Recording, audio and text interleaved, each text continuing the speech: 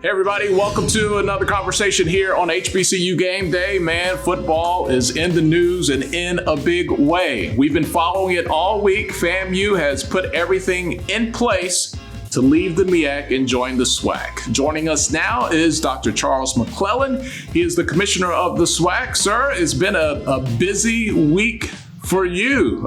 It's supposed to be a slow time of the year with everything on pause, but man, tell me about this week. Yeah, it's been a whirlwind week, Tolly. Florida A&M kind of shook the nation up with the announcement that they were anticipating moving to the Southwestern Athletic Conference. I think the question that I've gotten most often is, how excited were you? And I honestly have to say, I did not know if FAMU was going to actually make the move until about 12:45 Central Standard Time on yesterday, right? My fingers were crossed like everyone else. I was intensely listening to the board meeting like everyone else, but hats off to Vice President Gaucher, President Robinson, board chair, the entire FAMU board. You know, it's an exciting time in the Southwestern Athletic Conference. To get a brand name like Florida A&M is a significant coup for the Southwestern Athletic Conference. I said it yesterday, and I had the same feeling this morning. I think we won the lottery. When I woke up, I just had a smile on my face. FAMU, along with the other 10 brand names we have, it puts us in a real good position. When did this become a real possibility for you? I was listening to the board and I heard, different people say they had been, talking to you and they had conversations. Like, when did this really start to gain some legs between FAMU and the SWAC? FAMU did a good job of conducting their due diligence. I won't necessarily say they kept me in the dark, but, they kept a lot. They didn't raise our hopes, from a standpoint of we're coming to the SWAC. We knew that they had reached out early on in the process. And as a matter of fact, Vice President Gaucher and we really didn't talk to, later in the spring. So he had some intermediaries to talk to some of our Council of Presidents and Chancellors and put some fillers out there just to see if the move was made, would be interested. The thing really heated up, Tolly, in all practical purposes within the last 2 weeks. I know that there were a lot of media reports and a lot of blogs, as you stated, FAMU is going to join the SWAC and the probability of all of that happening. We were reading all of that, but again, there were just preliminary conversations. Colonel Clark, the National Alumni President, I had a conversation with him. Had a conversation with the chairman of the board of the foundation. But again, it really was just exploratory conversation to say, where is the SWAC? Where are you financially? What's the travel? How does all of this look? And we really were just in the questioning and answering phase. But clearly, FAMU had a plan. They followed through on their plan, and here we are today. What does that mean for your conference and the other schools to get in that geographical footprint of Florida? The first thing that comes to my mind is recruiting and more exposure in one of the most talent-rich states and areas when it comes to football. But having that footprint now in Florida, what does that mean? Well, it's significant. One, because Florida A&M brand is synonymous with excellence, right? When you start talking about the historical perspective of HBCUs, Florida A&M is always one of the top 5 that individuals will talk about. To be able to add another law school to the Southwestern Athletic Conference, right? We now have 3 law schools. I mean, that is significant.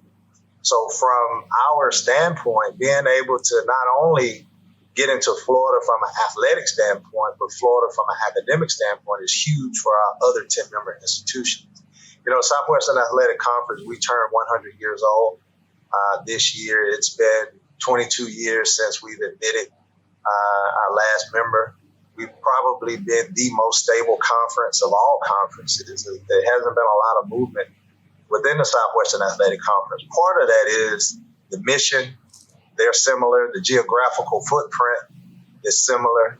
And all of those intricacies have to fit. FAMU just brought it all together. So when you're talking about our ability to get into Florida and recruit,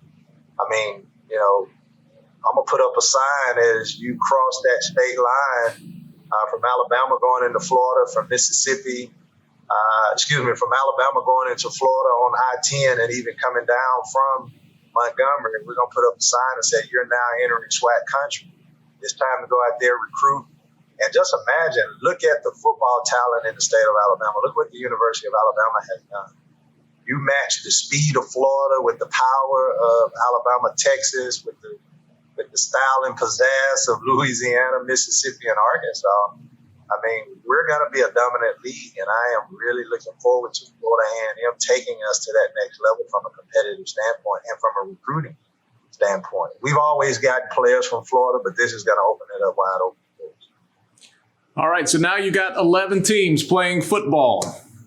My mind says, wow, 12 would be even better. Are you going to need to balance this out, or how do you make 11 work?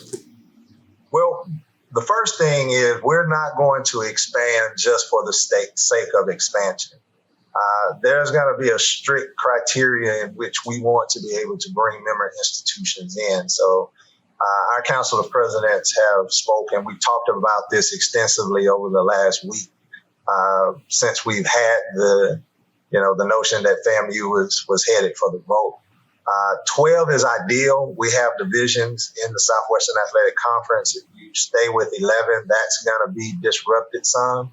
We do have plans for 11. They have not been solidified. So if you take a look at football scheduling, we're in divisions East and West, 5 and 5, 5 in the East, 5 in the West. So FAMU coming in, obviously they will be placed in the Eastern Division, so it makes it uneven. So do you have uneven divisions? Do you do away with divisions but still maintain divisional play, but do away with divisions to determine who gets an opportunity to go to the championship game? All of those are things on the table that we're looking at. But at the same time, I think 12 is an ideal number, and we'll just have to see how that pans out here in the future. We're not seeking expansion, but if the opportunity comes along and they fit what we're looking for, then obviously we're going to take a strong look at it. You know, you look on the other side of the coin, FAMU is leaving the MEAC. They're now the fourth school when you look at Hampton, A&T, Savannah State. Do you guys still need the MEAC? I don't know if foil is the right word. Do you still need them to be a complementary conference to you guys when you look at the Celebration Bowl and the MEAC SWAC Challenge? Or is that a concern for you or not? It's not a concern at all. And we definitely need the MEAC to continue its strong, rich tradition and history. And I will say this very clearly. I was exhilarated to be able to get Florida A&M to want to come to the Southwestern Athletic Conference in order for us to be able to make it happen. One of the happiest days of my athletics career. But I also had a deep sense of discomfort knowing that they were coming from the MEAC. Dr. Dennis Thomas, one of the greatest administrators in the NCAA structure.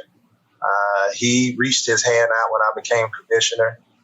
He has mentored me. He's guided me through this process. So I got no pleasure in FAMU leaving the MEAC coming to the SWAC. But if FAMU had a decision to leave and they were seeking places to go as commissioner, I obviously have to take a look at that. I have the utmost confidence in Commissioner Thomas and his leadership. The MEAC isn't going anywhere. The MEAC is going to continue to be a strong conference. The Celebration Bowl is going to continue to excel leaps and bounds from what we have in the past because that game has been growing. The relationship has been growing. The MEAC isn't going anywhere. The SWAC isn't going anywhere. If nothing else, this will just make those rivalries that much more interesting. Okay, I don't want to ask you a tampering question, but I have to keep it real for our audience that talks about this a lot. So I'll phrase this carefully. Would the state of Tennessee have a geographical interest for the SWAC? Well, we're not going to go tampering with anyone, right? From a Florida A&M standpoint, the fact of the matter is they reached out to the Southwestern Athletic Conference to see if we had interest, right? I don't think that is the way that you're supposed to go about having these conversations. If, in fact, Tennessee State has an interest in the Southwestern Athletic Conference, there's ways for us to have those conversations.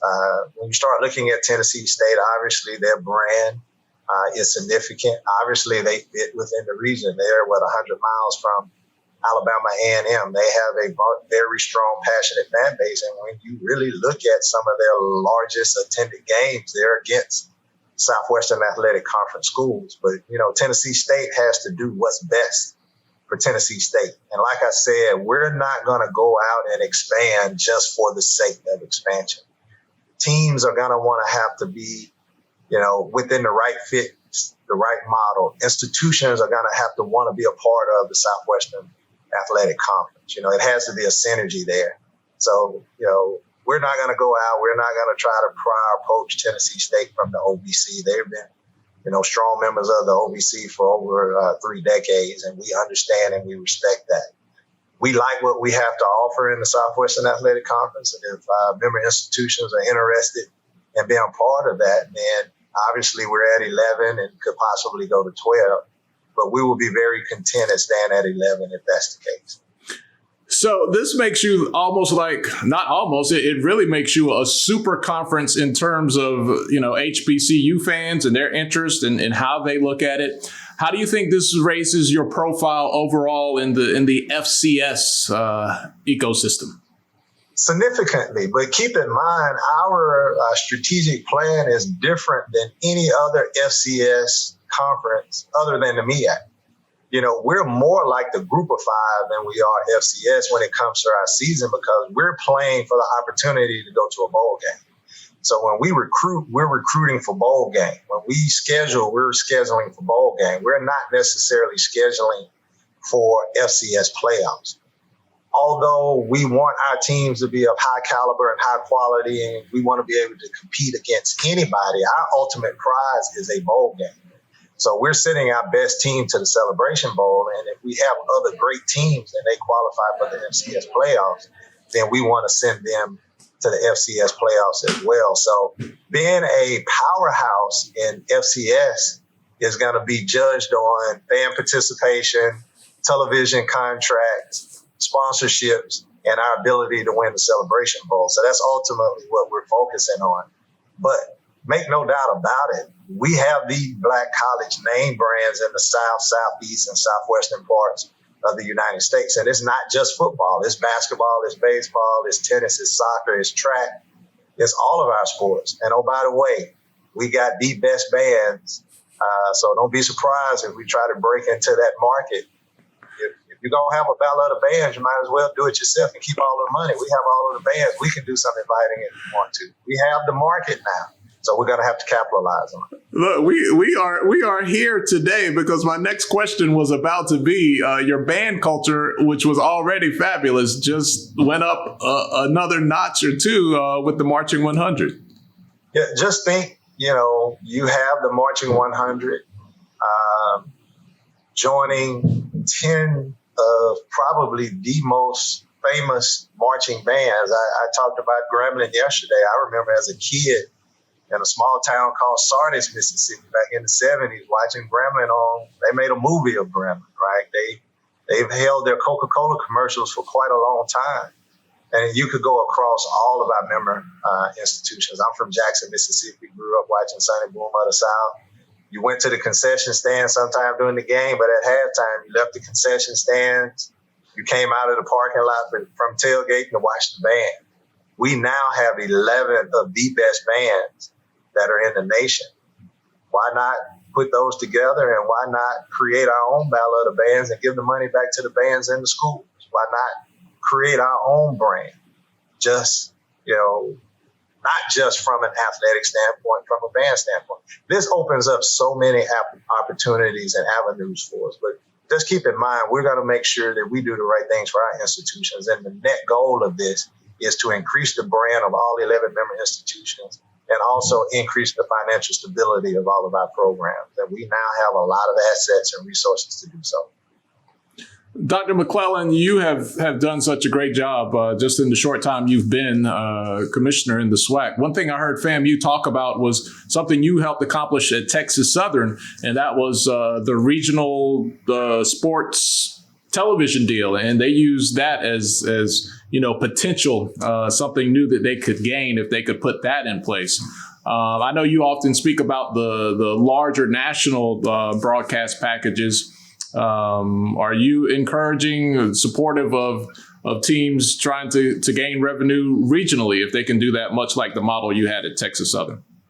Absolutely. Keep in mind, Tolly, my training as an athletics director. So as a commissioner, I understand the plight of the athletic director. I've been an athletic director 18, and been a commissioner 2 of my 20 years. So I am extremely sympathetic to what an athletic and what an institution has to go through.